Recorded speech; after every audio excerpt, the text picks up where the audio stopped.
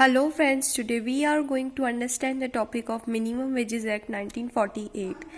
सबसे पहले हम पढ़ेंगे कि इस एक्ट का ऑब्जेक्टिव एंड स्कोप क्या है. Objective and scope of the minimum wages act 1948, an act to protect the interest of workers employed in unorganise sector. Unorganise sector में जो वर्कर्स एम्प्लॉय मतलब काम कर रहे हैं उनके इंटरेस्ट को प्रोटेक्ट करना इस एक्ट का ऑब्जेक्टिव है. The act extends to whole of India. ये एक्ट पूरे इंडिया पे लगता है. और ये एक्ट आया कब था? ये 15 मार्च 1948 को आया था. इस एक्ट का ऑब्जेक्टिव ये है कि जो लेबर है उसका एक्सप्लॉयटेशन होता है तो उसको रोका जाए, लेबर के साथ एक्सप्लॉयटेशन ना हो एंड मिनिमम वेजेस एम्प्लॉयज़ के लिए प्रोवाइड किए जाए कि इतने वेजेस तो उनको पे करने ही पड़ेंगे एम्प्लॉयर को, एम्प्लॉय को. ठीक है, एम्प्लॉयर एम्प्लॉय को इतने वेजेस तो पे करेगा ही करेगा, उसको बोलता है मिनिमम वेजेस.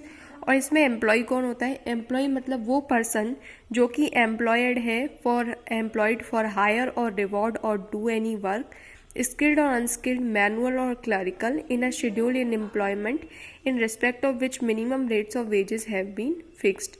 Employee मतलब वो पर्सन जो कि या तो हायर किया गया है या फिर उसको रखा गया है कोई काम करने के लिए.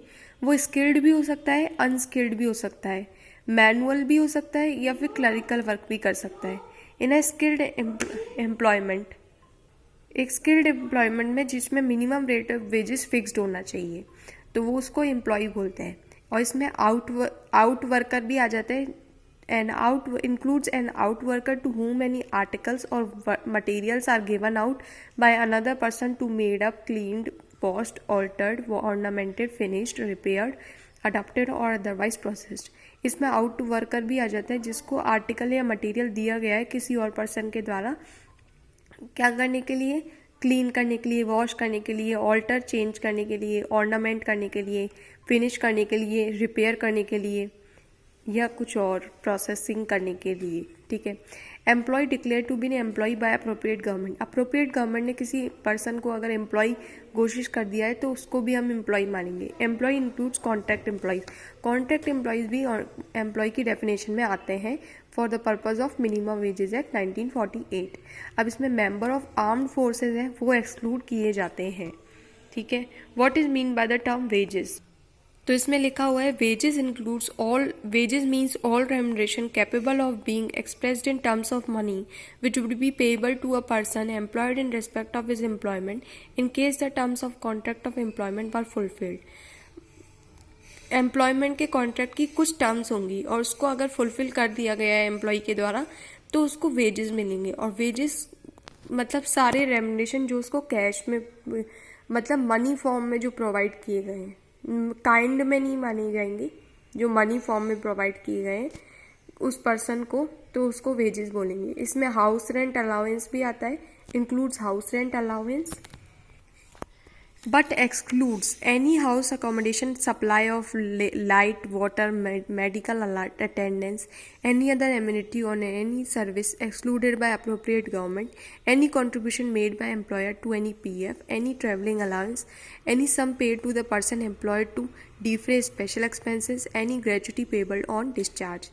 बट वेजेस की डेफिनेशन में ये चीज़ें एक्सक्लूड की जाएंगी. कोई भी हाउस अकोमोडेशन जिसमें लाइट, वाटर, मेडिकल अटेंडेंस की सुविधा दे रखी है वो एक्सक्लूड कर देंगे, वेजेस में शामिल नहीं होगा. कोई और एमिनिटी या कोई और सर्विस प्रोवाइड की गई है अप्रोप्रिएट गवर्नमेंट के द्वारा तो वो भी वेजेस में शामिल नहीं होगा. कोई भी कंट्रीब्यूशन जो एम्प्लॉयर ने पीएफ में किया है उसको भी हम वेजेस में नहीं मानेंगे. कोई भी ट्रैवलिंग अलाउंस है या फिर कोई ऐसा खर्चा जो कि स्पेशल एक्सपेंसेस को मीट आउट करने के लिए दिया गया है वो भी हम वेजेस में नहीं मानेंगे. कोई भी ग्रेचुटी पेएबल है डिस्चार्ज पे तो उसको भी वेजेस में नहीं मानेंगे.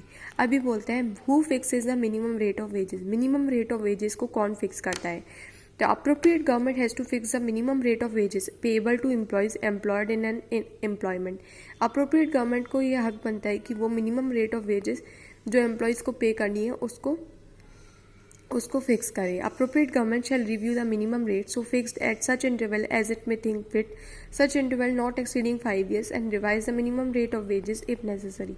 जो अप्रोप्रिएट गवर्नमेंट है वो रिव्यू करेगी मिनिमम रेट को और रिव्यू करेगी और विद इन मतलब नॉट एक्सीडिंग 5 ईयर्स, 5 ईयर्स से ज़्यादा नहीं, पर वो एक इंटरवल में रिव्यू करती रहेगी कि कितने मिनिमम रेट ऑफ वेजेस है, और अब उसको रिवाइज भी करती रहेगी टाइम टू टाइम। जैसे महंगाई बढ़ती रहती है तो उनको वेजेस भी उनके बढ़ने चाहिए, उस हिसाब से उसको रिवाइज भी करती रहेगी। Can fix only if there minimum of 1000 employees in the state in that schedule industry. जो शेड्यूल इंडस्ट्री है उसमें मान लीजिए मिनिमम 1000 एम्प्लॉयज है, तो फिर उसके वेजेस को फिक्स कर दिया जाएगा। Can fix only if there are minimum of 1000 employees. Minimum wages can be revise on retrospective basis. Minimum wages retrospective basis पे रिवाइज हो सकते हैं। Minimum wages under the Minimum Wages Act 1948 may be fixed as time work, piece work, guaranteed time rate, overtime rate. Minimum wages को इस तरह से fix किया जाता है कि टाइम कितने टाइम काम किया, कितना पीस ऑफ वर्क, कितने नंबर ऑफ पीसेस बनाए, ये गारंटीड टाइम रेट की इतने टाइम में इतना रेट ऑफ वेजेस तो मिलेगा ही मिलेगा। ओवर टाइम रेट मतलब नॉर्मल आवर्स से ज़्यादा जब काम करते हैं तो उसको ओवर टाइम रेट से वेजेस मिलते हैं, तो उसको overtime rate. Apart from the aforesaid manner it can also be fixed as follows. इस तरह से भी वेजेस पे किए जा सकते हैं। Apart from the aforesaid manner, इस तरीके के अलावा इस तरह से भी वेजेस पे किए जा सकते हैं। Different scheduled employments, different classes of work in the same scheduled employments on the basis of adult, adolescent etcetera. Different localities, अलग अलग लोकेलिटीज़ में जब रह रहे हैं, अलग अलग कोई अडल्ट है कोई अडोलसेंट है, तो उसके हिसाब से उनको वेजेस पे किए जाते हैं, क्योंकि उनको number of hours of work उनके अलग अलग होते हैं, कि उनको जो मिनिमम आवर्स ऑफ वर्क करने होते हैं वो अलग अलग उनके लिए होते हैं। तो procedure for fixing and revising minimum wages, क्या प्रोसीजर होता है कि मिनिमम वेजेस को फिक्स और रिवाइज करने का क्या प्रोसीजर होता है। 2 मेथड्स होते हैं जिससे appropriate government minimum rate of wages fix कर सकते हैं। एक तो होता है कमिटी मेथड और एक होता है नोटिफिकेशन मेथड। कमिटी मेथड में क्या होता है, अप्रोप्रिएट गवर्नमेंट कमिटीज़ अपॉइंट करती है और सब कमिटीज़ को अपॉइंट करती है। Under the committee method the appropriate government appoint committees and sub committees. जैसे मैंने बताया कमिटी मेथड में अप्रोप्रिएट गवर्नमेंट कमिटीज़ और सब कमिटीज़ को अपॉइंट करती है। After considering the advice of the committee, appropriate government shall fix or revise the minimum wages by official notification in the official gazette.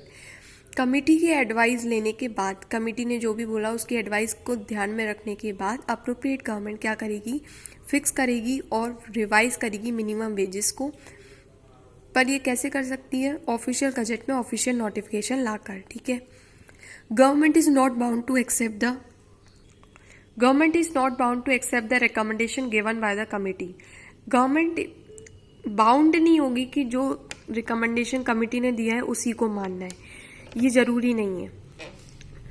वो अपने फैसले खुद लेगी, पर वो ध्यान में रखेगी उस चीज़ को कि कमिटी ने क्या एडवाइस दी है। Notification method, under the notification method appropriate government by notification in the official gazette publish the proposals for minimum rate of wages from a date not less than 2 months from the date of notification. The person so affected by the rate of wages may give their representation.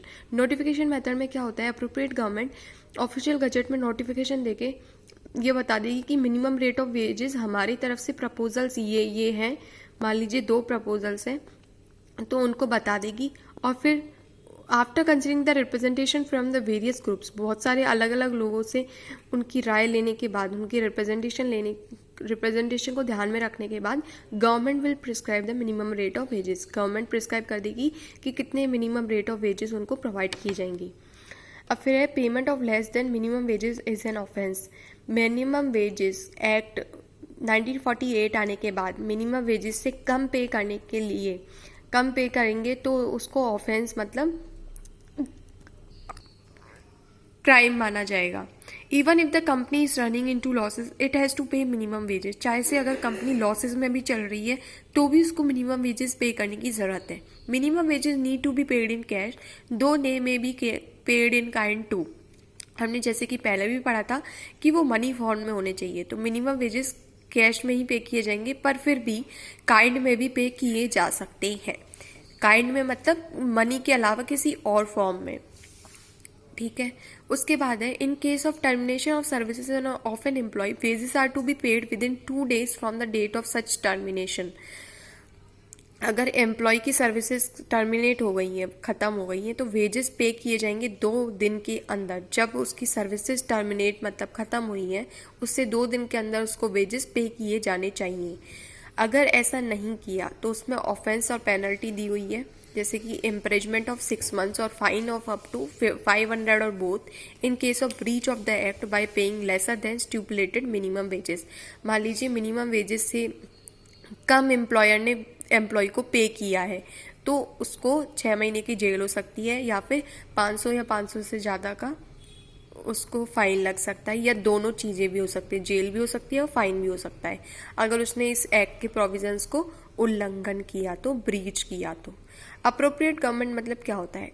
Appropriate government में 2 government आती है, central government और state government. Central government किस चीज़ के लिए होती है? For schedule employment carried under the authority of central act, railway, mines, oil field. In cases में सेंट्रल गवर्नमेंट अप्रोप्रिएट गवर्नमेंट होती है, और कोई और शेड्यूल एम्प्लॉयमेंट के केस में अप्रोप्रिएट गवर्नमेंट होती है, state government.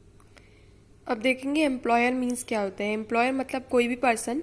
Employer means any person who employs whether directly or through another person or whether on behalf of himself or any other person one or more employees in any scheduled employment in respect of which minimum rate of wages have been fixed under this act।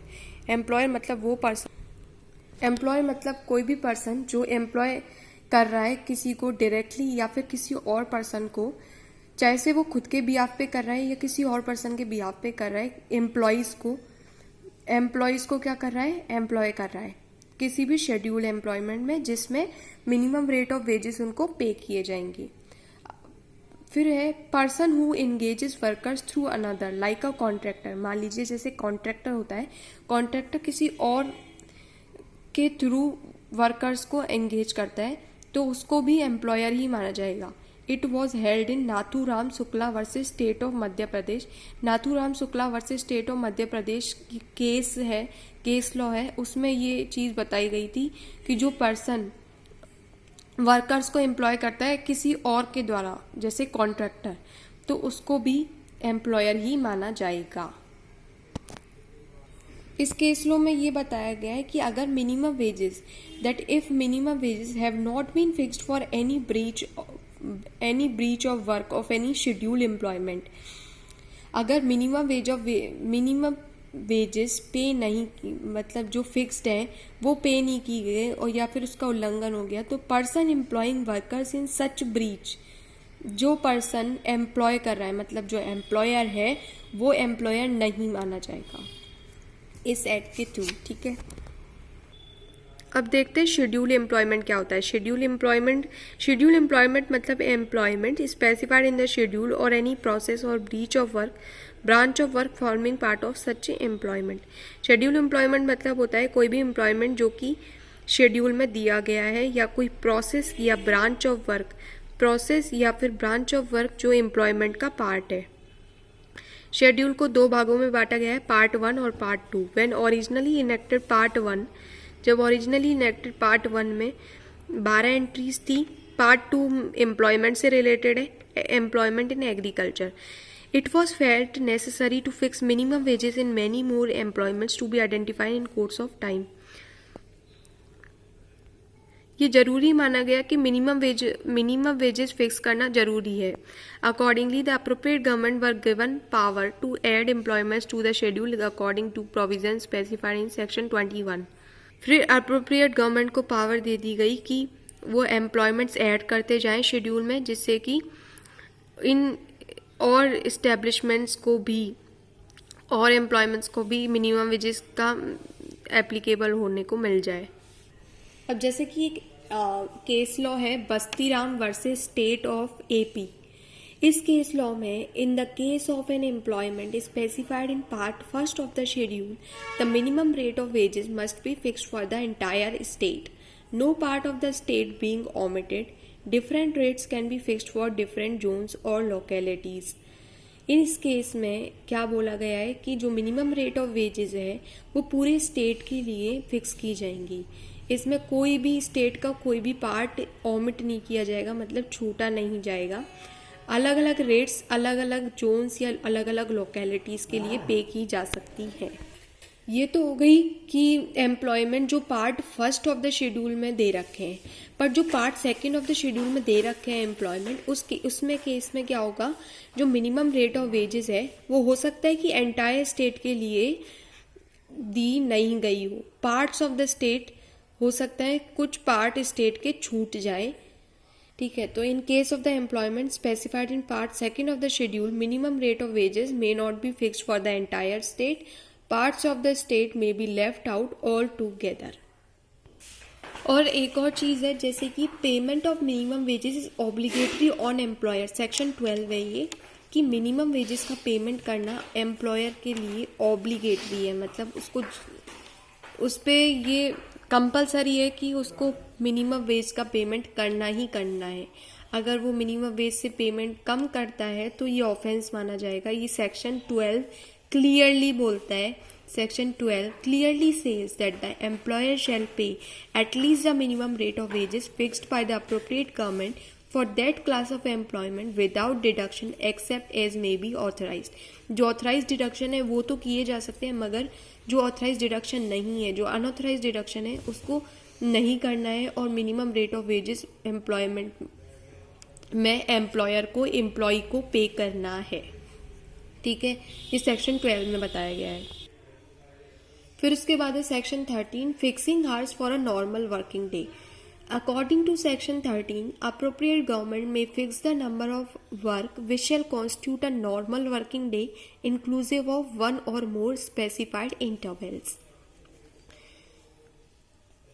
Appropriate government क्या कर सकती है, number of working hours की, कितने number of working hours उसको काम करना है, तो वो भी बता सकती है कि इतने वर्किंग आवर्स वर्क करेंगे तभी आपको मिनिमम रेट ऑफ वेजेस मिलेंगे। ऐसा अप्रोप्रिएट गवर्नमेंट डिसाइड कर सकती है। और अप्रोप्रिएट गवर्नमेंट ये भी बता सकती है कि हर 7 दिन के बाद आपको रेस्ट मिलेगा, या फिर जैसे 7 दिन हो गए उसके बाद आपको छुट्टी मिलेगी। इस तरह से भी अप्रोप्रिएट गवर्नमेंट बता सकती है।